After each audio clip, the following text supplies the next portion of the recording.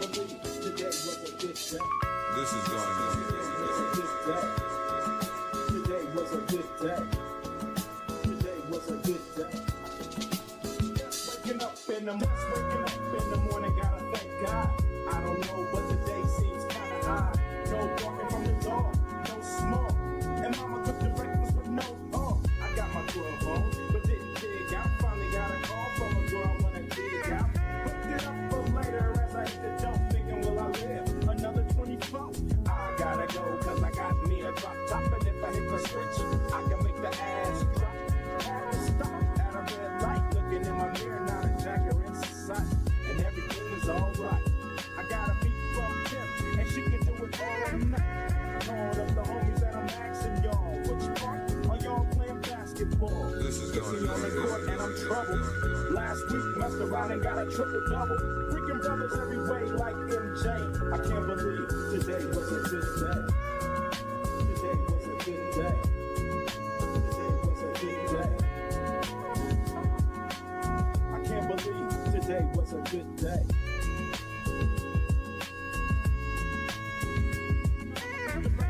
I'ma cook the breakfast, but no.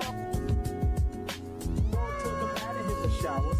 Didn't even get no static from the coward. Cause just yesterday, them fools tried to blast me. Didn't even look in the brother's direction. We ain't got to rap the lyrics every single time. Hello. That's around the intersection. Sorry. Happy Tuesday, everybody. Welcome. We are almost done with tasks. We got 2 more episodes and it's over. But of course, I'm not here by myself. I am here with one of my favorite people. Ashley, how are you doing? I am great, and I'm even better because I was right. I'm so ready to get into this episode and all the things that happened. It's just another notch. You know what I mean? Another check mark, another hole in my belt loop, because the discernment never fails me.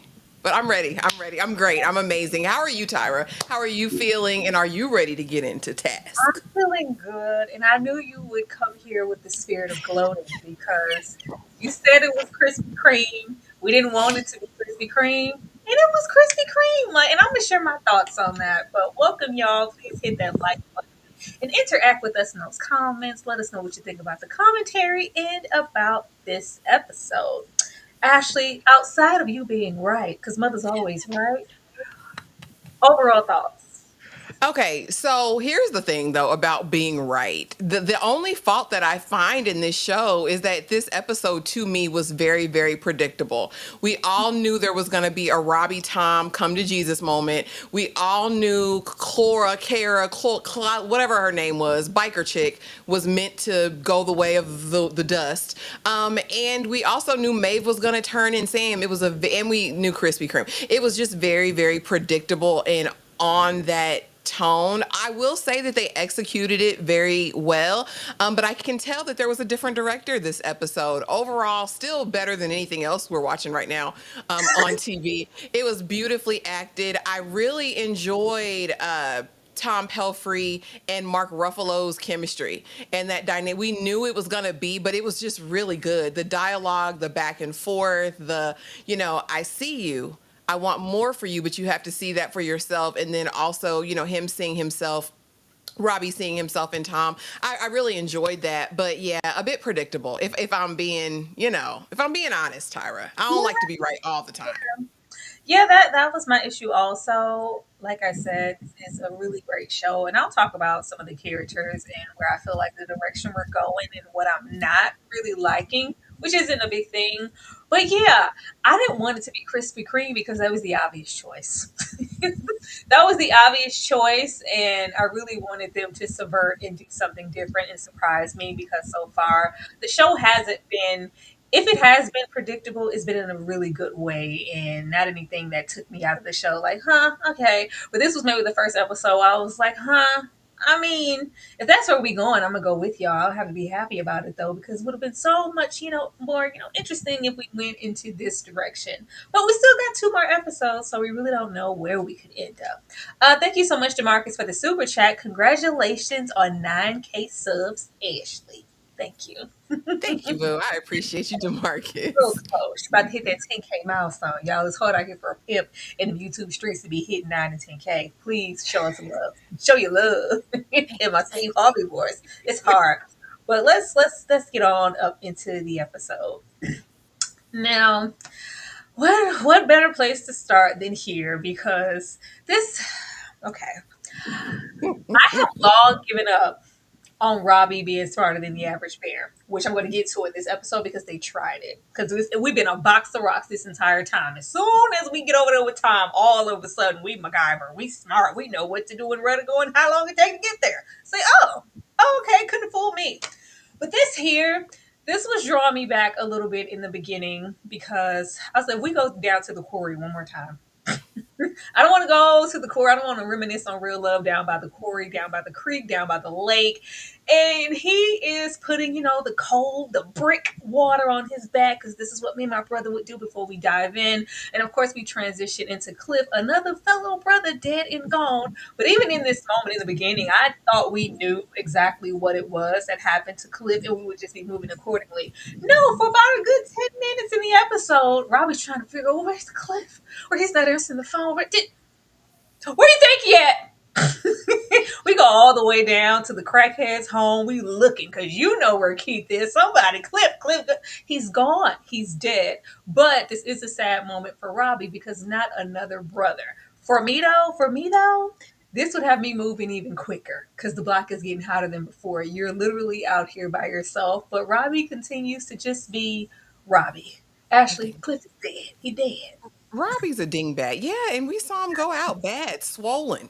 He went out bad, terribly. But you know what Cliff did before he went out? He told you to get out. He told you to run, Robbie. And that's the thing that you refuse to do. The fact that, like you said, he sat up there with Tom. I've got a plan. You're not going to mess up my plan. I have a plan. Sir, what plan have you had at any point during this show? Robbie's a maniac. At this point, I want him put out of his misery because this is clearly a self-elimination mission. He doesn't want to do it by his own hand. This is unaliving by the Dark Hearts or by the FBI at this point. I think he's resigned himself to the fact that this is the end because there's no way, sir. And Cliff, I mean, what did you think happened to him? When he tells you X, Y, or Z and you don't hear from him again, I mean, the logical person would take his instructions and say, man, he went out bad. I sent him like a sheep to the slaughter. Let me go on and get out of town now since I didn't heed before. But no, no, he says, let me go on a mission, further mission, and let me really set myself up and everybody else that I love. Let me go ahead and let me just put the nail finally in the casket. Robbie is a delinquent, an overgrown delinquent. And if I have to see him skip rocks by the river by the railroad tracks one more time, Tyra, wash his sins away in the pool of Bethesda, I am so over this quarry, damn it. And honestly, if you really love Cliff like you said you did, but you never called, you would have never put him in this predicament. Robbie don't love nobody but that dead brother. Honestly, he don't even love himself at this point. I hate it. Very selfish man. So I don't have any temperament to be down by the riverbanks. I don't care to be there anymore. Like every single time we cascade into a scene and he's looking over the riverfront, I was like, you know what? So you want to get caught. And then, it's repetitive. Everybody knows your little stomping grounds. It's right, beside the home. Like it's not going to take long for somebody to like, what are we doing here? We're just waddling and staying put. And the more we stay put, the more we get caught, the more chances are that we're going to get caught. So that leads us to believe that you want to get caught. You want to go out in a blaze of glory. What do you want, Robbie? Because it's over for me. It's over for me. It ain't over for y'all though, because X-Men superfan Emma Frost rolled up and gave 10, count them, 10 memberships out to some very great unsuspecting people.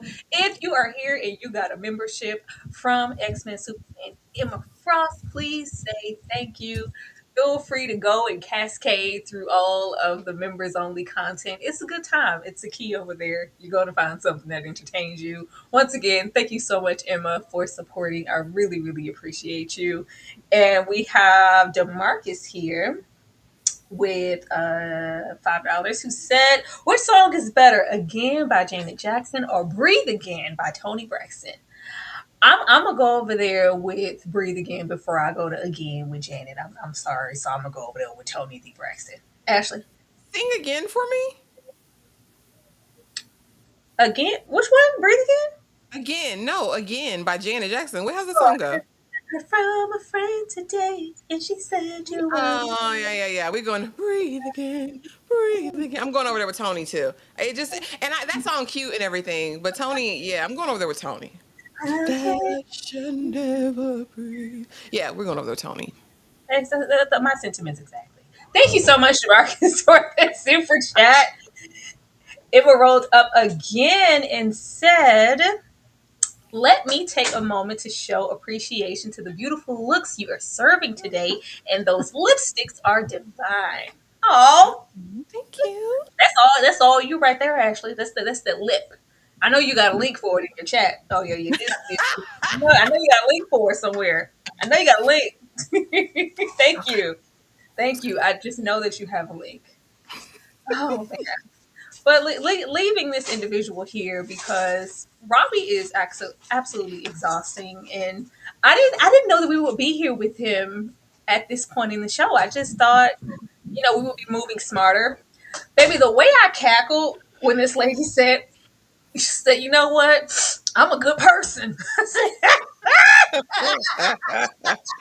Ridiculous. "Oh, snorts and crackhead. I'm a good person. If you could just," I was like, Robbie. I thought for 2 seconds Robbie was going to entertain this woman. I said, Robbie, please. I just don't know what we're waiting on. We don't have any options. You can't sell this fentanyl to anybody. And baby, old Freddie down here, he didn't give me any light at the end of the tunnel. Like, yeah, I'm gonna help you. It's just, I just don't know. I was with you on the like, where is the money? Y'all hit like 5 or 6 spots before we ever got to the fentanyl situation. Where is the money? What was the plan? Like, we were always getting our revenge and all this stuff, but we didn't spend it nowhere. We still living in squalor and degradation. I don't know. I don't get why we're waiting around and what the plan is moving forward. Thankfully, he didn't go over there with, because I'm a good person. I can help you. This is my chance to get out. I was like, if you sit there and make any deals with this crackhead, I swear, Robbie. But he went over here and Freddie just pretty much said, yeah, let's let them all eliminate each other and we'll just take the fitting off for ourselves. Plan. Ashley, what are our options here? What is Robbie waiting on? Robbie's a dingbat. Like he's one of those people I think that had a plan in his mind, and if it doesn't go according to the plan, it's just that plan or bust. And I think it's just bust for him because you're so delayed. So now you're running not only off your few limited IQ skill, whatever it is, right? Now it's like I've got extra rage, I've got extra bitterness, and now I'm grieving through it all. And then she's gonna throw in there because he beats me. This is my last chance to get out. I was like, damn, I'm a DV victim. He beats the brakes off me, and it's like, oh, Robbie, Robbie's only option was to leave yesterday. And since he didn't do that, now his only two options are the grave or the pinta. That is it for Robbie. And I'm really leaning, I know we talked about it last week. I really think that he's on his way out. It feels like a last hurrah. Like you said, go out in a blaze of glory. And maybe he gets to take somebody with him. I don't know, because at this point you're moving so recklessly that you couldn't have even really been concerned about the money, the drugs, or any of it. This was really about just trying to hurt them, and you're not even going to accomplish that because you're toting this Fenty on your back like you're Dora the Explorer all around the universe. I said, you're just comfortable carrying this much Fenty around with you? Like, it doesn't make any sense to me. If Freddie would have wanted it, he could have just took it right then. So I'm really, really surprised at how this will play out. I'm hoping there will be some sort of subversion of our expectations in the full meetup. But his option was to leave yesterday. He didn't do that. It's over for Robbie. There's no, either you're going in by the FBI or the Dark Hearts are going to eat you up. Those are the only two, and they're going to torture you probably at this point because you just wasted their time. This is going to be bad. I don't think either of these people was ever going to be a viable option for him at all. And now, what do you even leave your children? Does he have the money buried in the chicken coop? I mean, I hope Maeve finds it if he's got it anywhere, if there is any. Because I you're was broke. gonna say, is there still money? Because I would think now is the time to whip the money out if we were trying to get on over to Canada. Oh, Canada. I just don't know the options. Like we we had a very clear window of time where nobody knew you existed. Nobody. Nobody. Nobody. You would have had a better chance if you hopped over a few cities in states and whatever and went and tried to distribute or sell it all at once yourself. Like this is just dumb. I'm just so disappointed in Robbie. I'm very, very disappointed. But I just like, is there an option we're not seeing here? Are we really gonna sit here and go out in a blaze of glory, Robbie? Is that the plan? Or we gotta go visit you down at the Pinka behind that glass wall? I don't know. I But don't know. Tara, what if there was something we didn't see? Because I will say this, we didn't really get to see the full meeting. It doesn't feel like to me. So what if there is another thing at hand? What if he did make provision for Maeve and the kids in some sort of strange way? I don't know. I'm holding out hope that he did do something on the low, that maybe the backpack isn't really full of Fenty. Maybe he did figure out a way that we just didn't see. I'm holding out hope that something else happened because it can't be this slow. He can't be this slow No, and this slow, delayed. It can't. slow. He can't. This is what's in the backpack, Maeve, and her ambitions and dreams and dedication to his children. This is the saving grace. It's Maeve. It's all on Maeve's back. It's Maeve. That's it. There's nothing. He didn't. I bet you he didn't leave nothing. I bet you he didn't leave. He said Maeve got it. She's smart. She gonna make a way. And we see how resourceful and smart Maeve is right now. Because baby, Maeve whipped into action real quick when Perry brought his happy bald ass to the door. I was like, don't you put your hands on her. We know that Perry is good for laying hands on a woman. I was like, don't you put your hands on her. Maeve has to make the big choices here and be the freaking adult because there is no more time. If I would have stayed sitting here waiting on you and I just need another day.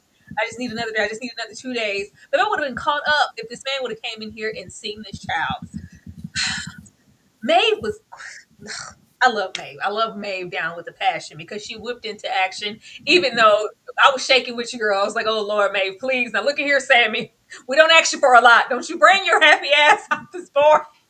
Don't you come out the chicken coop. Stay where I put you this time, Sam. You know he's prone to walking out. I got scared. What's going on in here? Oh, hey, Perry. I told you, let your ass stand there. No, he stayed put, and we were able to maneuver and plan and be calm because baby, he read people like a book. Like, yeah, I know you're lying. I know. It's like, no, going around back. Going around to the garage and get what you need. She was so calm and collected and held her composure. I was so proud of me because I was like, girl, please, because he will kill a woman. Not only that, she was like, this is it. I need to go on down to the station, turn myself in, turn in Sammy, and do the right thing. And this was the smart choice because waiting on Robbie is going to get you killed.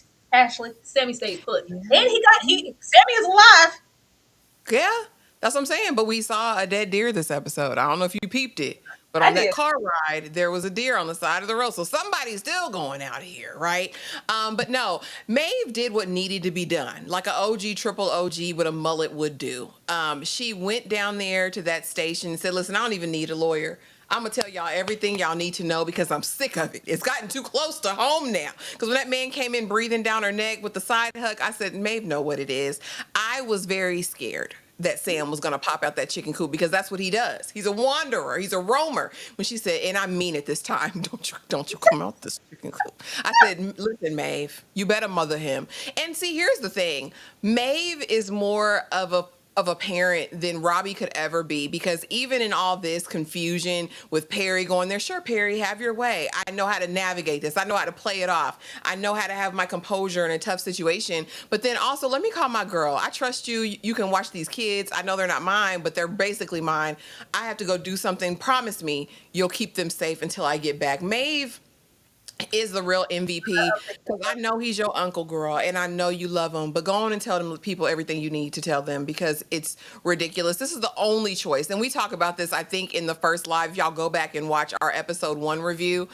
We said this. Maeve, this was only ever going to be her option, was to rat on Robbie, because he's moving so recklessly. She really didn't have any other choice to protect her and these babies and finally get Sam somewhere. Because at this point, it's ridiculous. It's too close. Now they're coming to my house. Robbie. Girl, it's the fact that they were so relying on Sammy. Oh, he dead. He did. Like, Sammy is not. He's very much alive. Like, what? Y'all still search for that little boy? He dead. Like, no, he's alive. Did you see the photo? He's alive. I don't know. Hopefully, there's still some more to unwrap, because I need Maeve to make it out, but also be able to make a way. There better be some money in the deep den of the chicken coop walls. Okay, There better so be. something, anything, because baby. But at least Sam's alive. It's like, he alive? What? They didn't kill him? Damn! It's like, oh my god! He was so disappointed that Sammy was still alive. But we got a little piece of sister moment, little piece. Because is that how long did you feel like that? How long did you feel like you needed to be forever grateful, and that's all that you could ever be? We also have Big Sis here being a little transparent with her personal life and her trash husband leaving her for a trash heifer and a younger, better version. But we didn't get to any like roots here. I don't think Big Sis, if that's what you want to call her, I don't think she's in a place to go that far or be that vulnerable and be supportive, because we asked this question and we didn't go out of our way to say, well, why did you feel like that? You don't have to feel like that. We care, we love you, we support you, we're here. We may be angry, or maybe even some of the things you heard me say were out of anger, but we still love you. We are a family, like a giant tree bridging out towards the sky. She didn't say that. She didn't say anything. She was smoking that cigarette. We're worried about Daddy Tom. And it's just like, huh, well, this was going on in my life. Like, well, yeah, that's a sister moment, but this is not the sister moment that we need. Do you care or don't you? Because Emily needs somebody, anybody. Ashley. Somebody, anybody, sing a Black girl song. Daria Senior can immediately kick rocks with open toe shoes. Look at her without the glasses. She looks like Daria. That's with that long face. I It's too little too late. The way that you're questioning me, you really feel that way? That's really, you're the reason I feel this way. You're the reason I feel this way. Probably 80% of the reason she feels that way. And I'm glad he's cheating on you. I am. You deserve every bit of it. You deserve the sorrow and the pain of it all, because you inflicted it on these innocent children before, the events of everything. I feel like she's been a demon her whole life. She left early because she didn't like how they treated the adoptees. It's too little too late for me. I feel no compassion for her or her situation. And what made it so bad is I told her she was pretty. Girl, and you lied to her if she looked like you. I hate everything about this sister moment. I don't think it did anything for Emily, because I think it was fake. I think it's too little too late, and it was completely disingenuous. Girl, you just got caught up in some mess at this moment, and this is just an overwhelm, I feel like, for the older sister, because it still doesn't give I love you down. Like, we're going to be closer after this, or I'm going to bring you into my world. It's still no. Have you washed your hands before you touch my baby? It's still giving all of that. And I'll never forgive her. I don't like her, Tyra. I never will. And this was not the sisterly moment I'd be looking for. It wasn't like I was hoping, because we only have so many episodes left. That's why I'm like, is Emily really gonna have to ride off on her bike with her backpack and tow, never to return again? Because it didn't give that. It gave, we're both worried and concerned. Well, we know I love my dad. I know you love Daddy too. So let's just be positive and talk now. Would you have reached out or tried to talk to her edgewise if this wasn't the case and Tom wasn't missing? Like, and even with that, let this be the thing that brings you closer together. Like, mom is gone, brother locked up, daddy could have been next, and then it would have just been me and you. So let me appreciate the family that I have. It's just like, no, my husband left me, the thrill is gone. Yeah, girl, you forever grateful? Oh, that's too bad. What? That's all you got? I don't know. All of these youngsters who have to build the bridges. That's not Emily's job, and the damn show ain't Maeve's job. This is No, sorry. not. I don't know. We're the adults. We're the adults. They all so damn melancholy. I try to be patient though and consider the loss of the mom because she's hurt. But the way they painted her, you've been hurt way before. But baby, Perry got the trackers in deceit. Perry, please. I am not about to play with this man. I'm like, why did you let Robbie roll off into the sunset? You didn't want to stop Robbie? We knew what we came here for. You came here with intentions for this. This was the main thing. This is a domino in the big grand scheme of things. I would think that he would have wanted Robbie. No, we watched Robbie roll on by. And it was like, gotcha. I was like, okay. It was the fake regret for me. You went and jumped in the pure waters of Lake Minnetonka with intentions to kill this woman. You went over there to kill her, Perry, because she was shouting and screaming for help, and you were going to kill her either way, whether it was some people out there who could have hurt her or not. You came here to kill. You've been waiting. You've been waiting to put your hands around this woman's neck and harm her. You're a serial habitual woman beater. And then it's like, oh my God, like hey.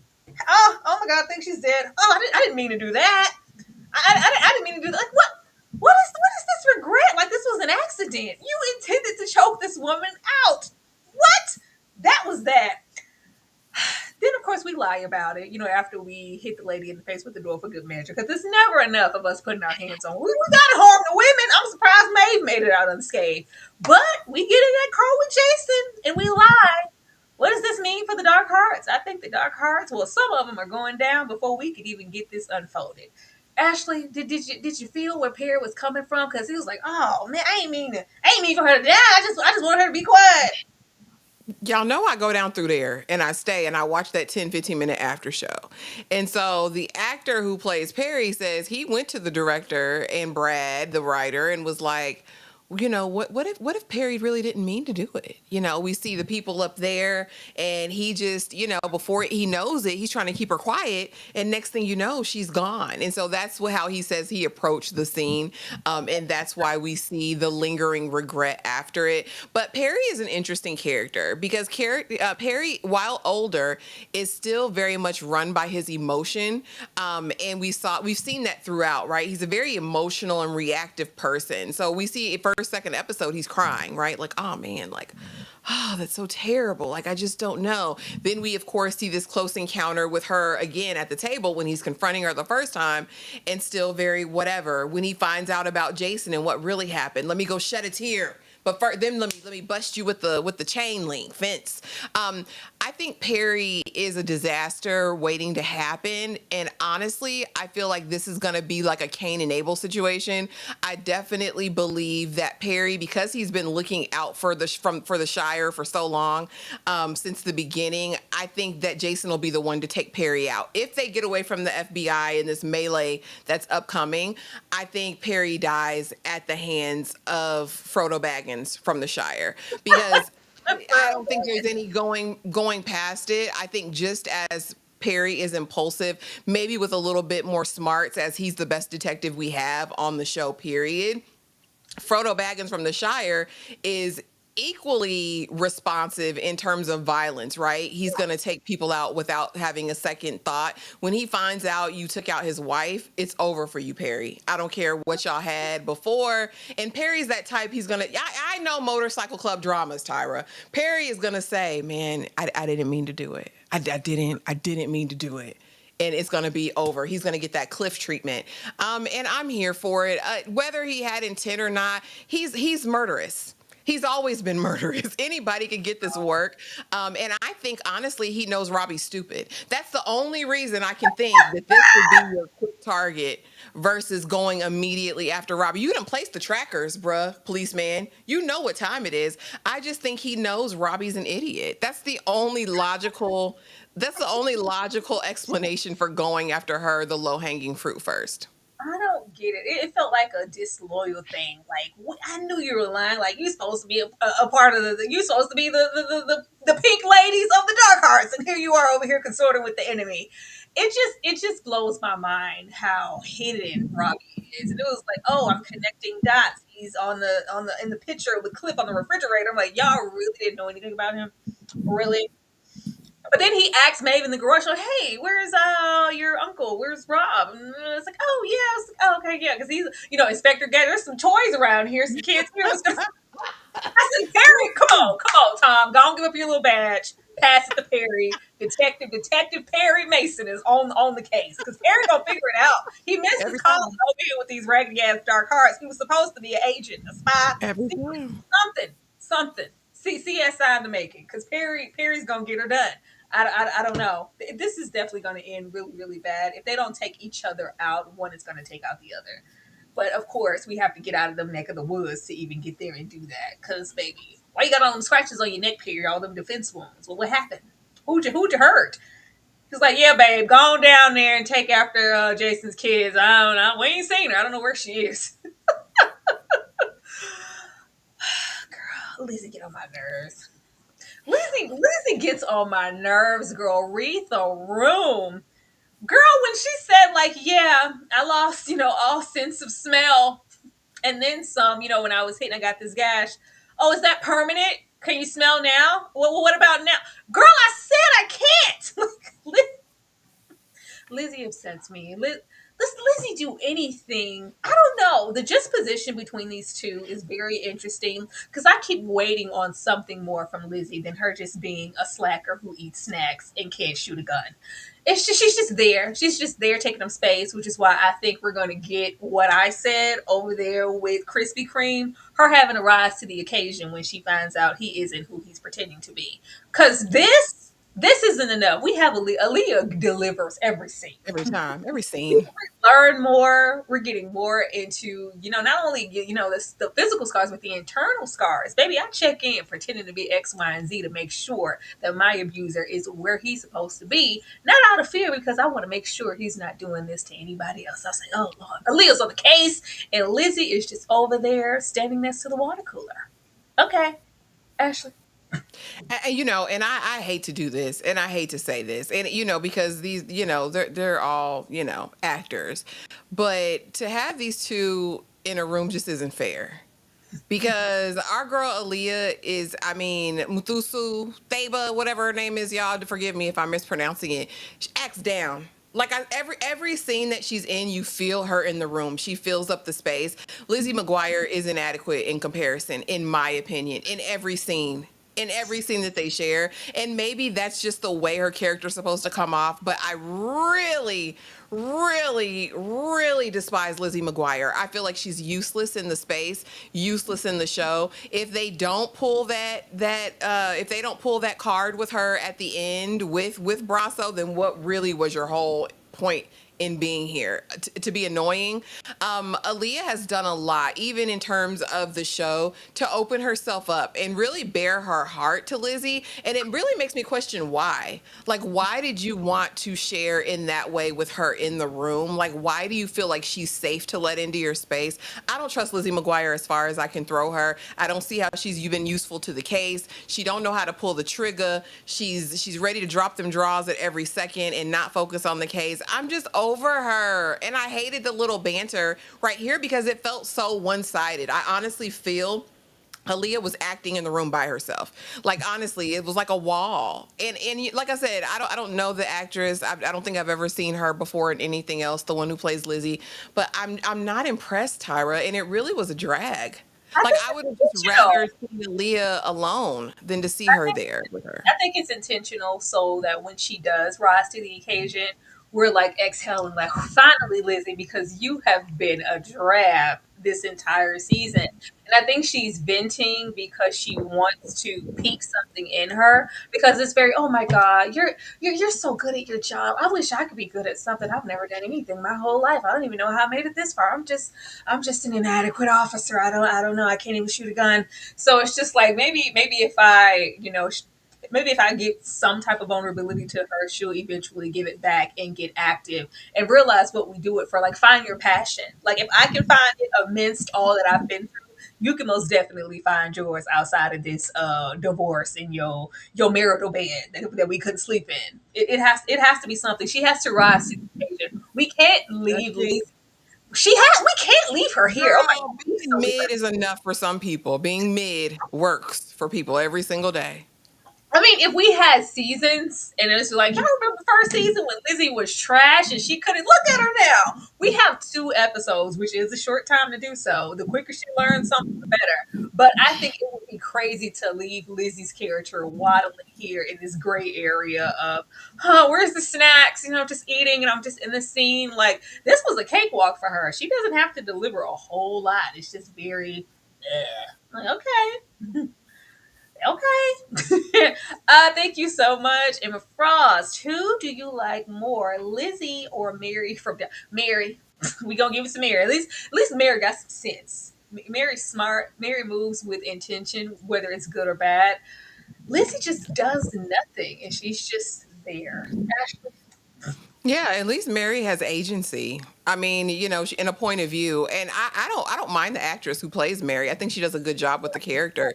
Um, she's just aggravating, and you love to hate her, but at least, like I said, she's got her own mind. She's got agency. She moves about how she wants to. Like Tyra said, with intention, with purpose.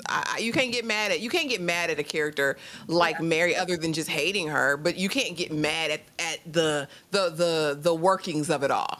Yeah. Lizzie has to pull that blicky out on Krispy Kreme. It's what I She just got. and I think that's why they were trying to force that relationship on us in the marital bed and them spending time together when I was like, we don't need to be here. They want to ingratiate like we care. Like, oh, but she liked him so much. Now she has to shoot him. And like, oh, okay. This is when I have to pull my weapon and actually shoot somebody. It's somebody I care about, like Krispy Kreme, even though we could give a damn about her and Krispy Kreme. But they were trying to sell it. It has to be something. We can't leave her here by the water cooler eating blackberries. No. It's Let her just hurry up and do something. Lord, let her do something next episode, it's please. just it's just not possible. But we get here. Not underwhelming and predictable. It was. I was like, "Whoa, can we not? Can it not be?" I mean, deep down in the loins, we all knew it was Krispy Kreme. I really wanted it to be Lizzie. Hell, I would have. Well, I didn't want Aaliyah. A little too savvy for that. But if it could have been like, oh, this is why she's so lax because I want to go undetected. It's Lizzie. It's not this one. Like this is who you expect it to be, and I really wanted them to do something else. And the way that they did the camera work, and it's like, oh, it was like, oh my God, it's Krispy Kreme, it's Anthony. Who knew? Like we all knew. We all knew. It's not the shock, and I knew, and I don't even know what did I said, House of Dragon, he's over there. I don't know that Mhm. character. It just all the signs were pointing in his direction, and I'm a DJ, and yeah, it leads you being into seedy little bars and crossing paths with these people in the first place. It just wasn't the shocker. And then we have Miss Ma'am up here. I'm like, are we gonna tie that back, or was this just a red herring? Like, and if it was, I think that's such a cheap red herring for them to throw all of that her way. Episode 3 or 4, and then it's just like, oh, it was just the way that things were painted and the way that I'm like, y'all literally set this lady up to look like she was conspiring and hiding something. And it's just like, no, that was just how she does detective work. It was all Anthony. I don't know, Ashley. How did you feel about this when we met with Jason under the bridge? Did you clutch your pearls? Like, oh, I didn't have any idea. Girl, I said this. I've been said it. I knew. No. And I think, like I said, the thing that officially sealed it for me was the bedroom scene with Lizzie. Was the, oh, I'm so pure, I can't do, oh, was this the bed you're married, the bed you shared with your husband? Oh God, the nightstand, I can't. I was like, oh yeah, you're trying to make up and compensate in different areas. But Brasso also came in being on the organized crime task force, the gang task force. So it only made sense that there would have been some sort of tie in there. But I agree that this was extremely predictable. And like I said, in the overall thoughts, this was kind of my biggest thing with it. Now, I do think that it was executed fine. I think everyone are capable actors over here. It just like it gave lackluster because, like I said, as much as I'm right, I don't like being right all the time, and that was whatever. As far as Blondie over here, I definitely think that was a red herring. At the beginning of this episode, we hear her like, let's vet this task force. Can you look in? And that kind of sealed it for me in the moment that no, they just wanted to veer off and let people That was think that. cheap. Yeah, I know. In the after show, they say that Brasso and Frodo Baggins from the Shire may have grown up together, like that they've known each other for years and they're somehow indebted, and this is like this symbiotic relationship. But it definitely gave, I'll punk you.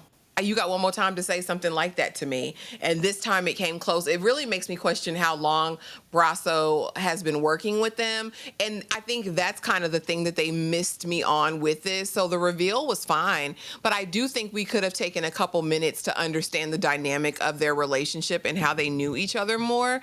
And maybe we'll get that in the final two episodes, because at the end of the day, if this connection is very strong, what side is Brasso going to end up in this melee? Because they're all right there, about to converge on each other. So you have the FBI, the Dark Hearts. What side is Brasso going to be on? How deep does this friendship or relationship go with these two? That's what it kind of has me thinking. Honestly, I was kind of piecing a new story together in my head when this whole thing was happening, because I was like, well, damn, all right, that was I can't take any anticlimactic. more brotherhood. I can't take any more brotherhood. We already have the dynamic between Robbie and his brother, and then we have Robbie and Cliff, and then you have Perry and Jason, and now we have Jason and Anthony. Everybody just brothers up in here. Everybody's just strong. Like, okay, okay. It's like, yeah, don't forget who you're talking to. Remember back in the trenches. Like, oh, okay. Everybody's just knowing everybody. And then we have this red. Don't y'all ever have this red herring in my face being an emotional eater again? It's like, lady, if you don't get that food the hell out of my face, I did not like her stuffing her face in my face like that. So my goodness, ugh, I'm an emotional eater. So, okay. Are you sure? I don't know. I want something else. I want a bigger reveal or something more climactic, since this was just so predictable and like, oh, it's the usual suspect. Oh, okay, but don't put that cheap red hair. That was the cheapest thing that the show has done thus far. I really didn't like that from a story telling standpoint. But we get here. Ciao. I'm gonna need time to go and log off for me, baby. Don't log off for me, Tom. Girl, Tom. Go home, baby. This is where we retire and we go on that porch and we bird watch. We just frolic in our older age. Cause baby, Tom is not on the case. Girl, Tom Tom trying to be smart in this moment. Like, it's like, wait for me, Tom. And we know he has intentions why he wants him to wait, because I'm trying to beat him to the punch. It's like, oh no, I'm going in there. I see movement in the house. Oh, I'm going down. Hey, I gotta, can I use your bathroom? I said, Tom, yeah, yeah, I got this. Yeah, I'm still going. See, so nobody pees like that. Get your ass in this car. What kind of piss was that, Tom? Girl, the way Tom is. I just need to see when Tom was great. I need a flashback of Tom, the extraordinary FBI agent. Tom, I was like, who put Tom on task? Tom belongs behind a desk, running paperwork, something. Not being out here on the ground floor. You already took that tumble down the basement steps. Now you're down here getting the billicky pulled out. What irritated me, as much as I love this moment, we have been waiting this entire time for them to have a moment, and we knew that it was going to be introspective and personal, because baby, Tom ain't chasing nobody down through the deep dark woods. We ain't doing that. We can barely pretend to pee with a Pepsi can. No, this was really great. I love the mirror and them talking to each other, and we get, really reflective and getting personal. As personal as we can, because Tom still has to do his job, but you can tell Tom is good. And you know what? You know who Tom is? Tom is the man. Y'all seen the negotiator? Whoever that person is, when it's a high stakes situation, it's like, hey, we're going to get Tom in here to talk him down off the ledge. You get Tom in there, and you talk, and you give him, it's like, okay, or what he was doing before, as a priest, I would come in and give peace and give good. And that's who you are. You're the talker. Get off the ground floor, Tom, please. But he said, "Get with the hell? So why you move? You move like a goddamn baby giraffe. Get your ass in the car, Tom." But I love this. What I didn't like was, as great as the acting is, I felt like we turned Robbie into somebody else. I was like, who is this? Because if we were this tactical and this smart, and we could pick up on all these social cues to know, yeah, you're lying. You're not here for my brother's case. You're here for something. Yeah, I'm going to take this and do this and take this route and go. Where? We wouldn't have been here with Cliff doing the dumb stuff. I was like, who is this character? When did Robbie get smart all of a sudden? This was somebody else to me. This felt like somebody's mastermind who would not be in this predicament to where we're a vagrant and we can't go home and we don't have any choices. He just knew the route. You cut that off. You chase that. Yeah, they're gonna follow and track that. Go outside of the Sirius XM radio. We had all of our checks and balances in a row, and I just didn't know who this was. Even to this moment where it did get sentimental, and it was like, "Hey, make sure Maeve. I don't want my." I was like, "Really? We care?" It's like, "Yeah, I don't want Maeve to take a hit off of anything that I've done. So make sure you take care of my family. You're a good man, Tom." But it's like our smarticle particles were working all of a sudden when I feel like they haven't been working for This so many episodes. And I hated that they went into forward gear after your best friend just died for you. Because where was all of this when you were running around with Cliff like a chicken with your heads cut off, like you didn't have any choices? This person seems smart. I don't know this Robbie. Ashley? Like I said, they're gonna have to do something in these next two episodes to show us that he had a plan. All he can talk about on this ride is, "I'm not gonna let you mess up my plan, Tom. Tom, I've got a plan. I've got a plan. I got a plan, Tom. Tom, I have a plan, and I know who you are, and I'm top cop." All of a sudden, these people, and it's a perfect mirror because Robbie's a terrible criminal and Tom is a terrible FBI field agent. This is not his ministry. He literally needs to go back into ministry. Pick up the collar and go back into the priesthood, Tom, because baby, this ain't it. First, he gets thrown down the stairs and accosted. He can't find. He's got a snake on the team. He hasn't done any vetting. He's steady bird watching. Tom needs to be retired at home with his children. And you're not going to tell me this is because the loss of his wife and this is why he was, on recruiting duties. No, Tom's never been a good agent. He's never been top cop. He's never been top flight security. It's a mess. And Robbie is a terrible criminal. That's what I'm saying. It's like if you're introducing this other side that he's had apparently all this time, Robbie, he's actually like smart, then they're going to have to say, okay, he actually was smart in this instance. He made provision for his kids. He did something like that is going to have to be there because this was so odd. I will say the beauty, of course, that I saw in the scene, and I love a good callback, was to the deer, right? Because when they're driving down the road, we've heard about the deer, the warnings, the subtle foreshadowing, like, no, can I warn the deer? Because you can't go out there in traffic. It'll get, gone. And it was like as they're driving in the car, and Tom is like, you don't have to do this, man. Like, there's another way. Right now, the damage isn't too deep, whatever. And then we pass this dead deer on the side of the road. And I'm like, oh, we're beyond the point of no return, right? Robbie sealed his fate. He's made his choice. He's made his decision. And we're going at it. In the same moment, Tom thinks that he's on his way out as well, because he really still, as much as he's getting to know Robbie, still hasn't gotten a true sense of who Robbie is. Robbie was never going to unalive an innocent, as far as we know, and who his character has been up to this point. I enjoyed it. I liked it. I know you guys are talking about the bird in the chat, the vagrant and all that, and how he strays so far, it's hard for him to come home. I liked that analogy. Put bird watching in it, make Robbie feel something at the end of it. And I also like the promises that are made to each other at the end of it, right? Like, okay, no, I'm not going to take you out, dude, but promise me that you'll look after my kids, you'll look after my niece, you'll make sure they're straight when all is said and done. I think it's kind of this bond now that they're going to have, because Robbie's out of here. He's ashes to ashes, dust to dust, in my opinion. So is Tom going to make good on his promise, on his word? It was a masterclass in acting.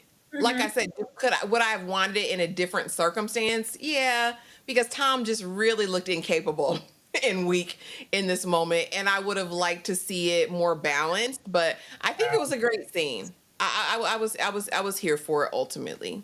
Girl, Tom trying to send them sneak texts. It's Tom, put that phone down. How big? Did you see the mugshot? Fun. Huge. All I said, fun, big, this old people fun. Yeah, I'm in the house. 5 minutes away. Tom. I was like, what are you doing? Oh, please. Oh, this was great. I appreciated the callback to, I know these woods better than anybody. It's like you go a mile out and it's gonna be beautiful when you get there. It's like, oh, I don't know. I told you I would have lived if Robbie was actually moving with intention and we just didn't know, and he was actually smart. Because you can't tell me that he was not setting Cliff up for the okie doke. Like, of course, if you make it out, but I have things to live for. So you go get the money first, make the choice, make the drop. I'm gonna be so like, why would you let him go in there alone and wait behind? Do you have a plan that we don't know about? Because that was very strategic to me. Maybe he is first. I don't know. I don't know. Just don't play around with the smarter particles. Robbie's been very dumb this entire time. But we get the standoff is coming. Because you know what we do? And once again, they're giving us the criminals for dummies. Because, hey, if you're on the run, you better turn that damn Sirius FM radio on. We don't need none of that. They tracking the Sirius FM? Yeah, not the satellite. None of that you're going to commit a crime. But we track him just as quickly as he leaves in the car. We have a head start, because we were moving smartly. Robbie needs a break. First of all, it's like every time we do these little things, and I know that it's about the brother and the revenge and oh my bro. I was like, where's this nice little cabin in the woods? I was like, y'all have homes and property and land and quarries? What's so bad about your life, Robbie? What is this? Whose home is this? Y'all had choices? I want a cabin by the lake. Okay, whatever. But Robbie has to take off his shirt, and I was like, "What? This is not the time for rituals. What are you doing? We don't have time for you to let the Lake Minnetonka waters run over your shoulder blades. Do you know that you're a criminal? Do you know that you're wanted? Even though it's taking much a child when he showed Jason that picture, it's like, I don't know. It's all a hand to me. I don't know who that is. Really? Nobody knows who Robbie is? Fine. We're here, and it's they get to Robbie just as quickly as he got away. But the Dark Hearts are here as well. Baby, we just stepped outside, and Lizzie is sweating like a dog. I was like, Lizzie, why are you sweating so? Oh, send her Lizzie, home. Lizzie, why are you sweating so hard? We just got here, beloved. What are you doing? But we have everybody about to just impact at the same time. But of course, Tom reaches him first, and you don't have to do this, and we're drawing the gun. I don't think he has any intentions on shooting Tom. I think maybe a dark heart is probably behind him, and he might be saving Tom for all we know. I want to know, is this going to be kind of straight up and down to where, remember what you promised me? Whatever occurs here with Robbie, whether he gets away with his life or not, or prison, or are you going to make sure Maeve, my family, and whatever is okay? I think we're maybe going to go in that direction because I don't see Tom making it as an officer of the law for too much longer. I've been saying he needs to go on back over to the priesthood and pick up that cloth again and remember his faith. And I think we're going to have him be in that priest mode for whenever we have the episode when he sees and goes to finally have that sit down and talk with his son. Because we're supposed to, give reprieve and this is your time to give those things and forgiveness and set you right. Or I think Tom is too straight laced to give a life for a life. Like, you could have killed me back there, but you let me go and let me call my folks. Should I let you go right now? I don't think Tom is built like that, but we shall see. But it did piss me off that Robbie stopped here to rub his shoulder blades in another quarry lake. Get away from the bodies of water. God damn it, Robbie. Ashley. This is a disaster. This is going to be complete bedlam and a melee in the woods because I believe that they're flanked by the Dark Hearts. The Dark Hearts have more people than the task force has there at this point, right now, as we're entering this scene. And the fact that Tom yelled out Robbie's name from that distance was crazy as hell. Sir, do you even work for the alphabet people? What are you doing? Why are you yelling that in the woods? You know this is a rendezvous. He told you I gotta go. I gotta go. I'm it's a meeting, whatever. You know what this is. You think he's in the woods for fun, Tom? Like, use your common sense, sir. That was crazy as hell to me. I said, oh Lord, here go the Dark Hearts. They're gonna descend everybody's up for it at this point. And this is what I think is gonna be so important with Grasso because whose side are you going to be on in this moment? Are you going to side with the task force? Or are you going to go with Old Faithful here and take your chances, and it'll be a massacre in the woods. I don't think there's many ways that this can go. I would hope that there's going to be a specific Tom and Robbie standoff, but honestly, I think they're flanked. I think the dark hearts are everywhere. So even if we get a minute or two of it, they're going to be right there, and they want blood. I don't think they give a damn that the FBI is there. I'm very interested to see how it's all going to play out. I think Anthony has already made his choice and he's going to stand. But Lizzie's going to see him. It's going to be like, oh, well, why would you try to kill Tom? Or why would you try to do this? And maybe she has to do something. So does Tom live? Does Tom live? Because we always talk about Robbie, and everyone said Robbie's going on to meet his maker, but is Tom going to make it out of this? Tom lives. He has to go see his son.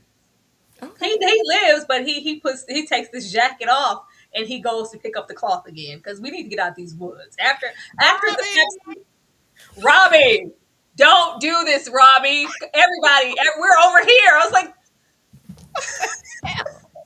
Robbie, you don't have to do this, man. You can always go home, vagrant. It's like, Tom, please. Girl, I didn't know. Like, bump an element of surprise, nothing. Just scream it out in the middle of the woods, Tom. Let everybody know where you are. I think I think Tom makes it out of this. I don't know how much satisfaction we would get out of Robbie being behind bars. Like, I want him to either escape and go off somewhere or just be dead. I'm sorry, I don't want. I do. I want him off somewhere in Canada or wherever he's trying to go on the running from the federales or something, or just dead. I don't want to see him go to jail. I'm over that. I don't want to see no more jail. Just die or fly. But where is he gonna go? Tom gonna give him his FBI. He gonna give his FBI jacket to Robbie. Go run for the hills, sir. Go. That's what I'm saying. Tom is Please. too straight laced for that. I think the promise will be had. Whatever happened to Robbie, let me make sure Maeve and the kids are straight, or ensure that she's not wrapped up in this. And hey, maybe if she found a little hush hush money, she'll be okay. But I don't see it being like, oh, go on, vagrant. You can always go home. It's free. Yeah, it's not gonna be that. Tom is not that. But predictions, Ashley. Oh, Lord of mercy. A prediction. Like I said, I think a melee ensues. I don't think the Dark Hearts retreat. I don't think they took the warning because he texted them, leave, man. Don't come here. This is bad. Robbie's got Tom, all that.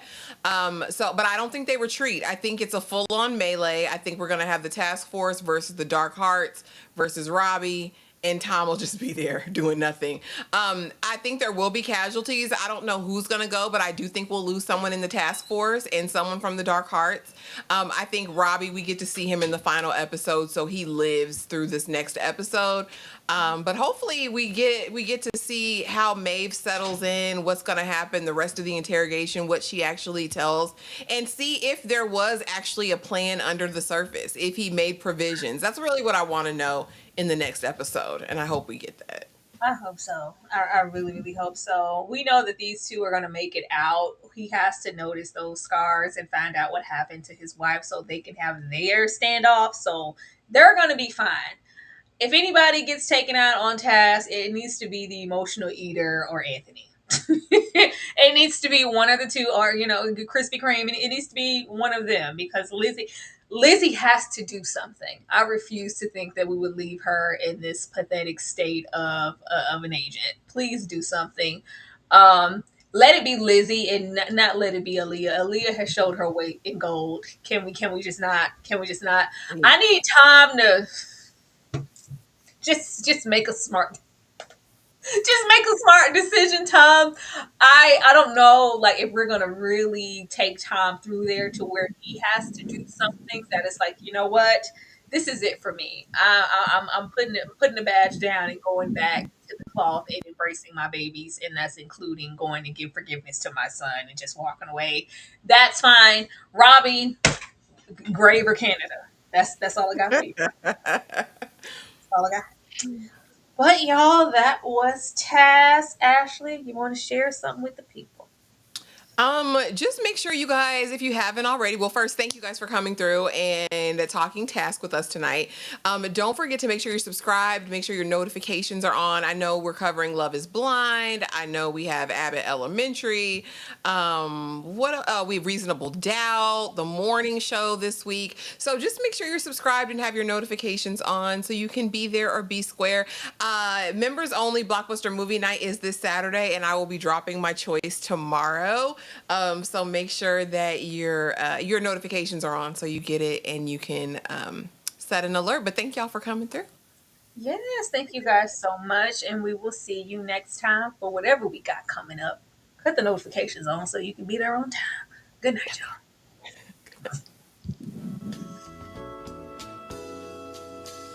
I can't believe today was a good day. This is going to be Today was a good day. Today was a good day. Waking up in the morning.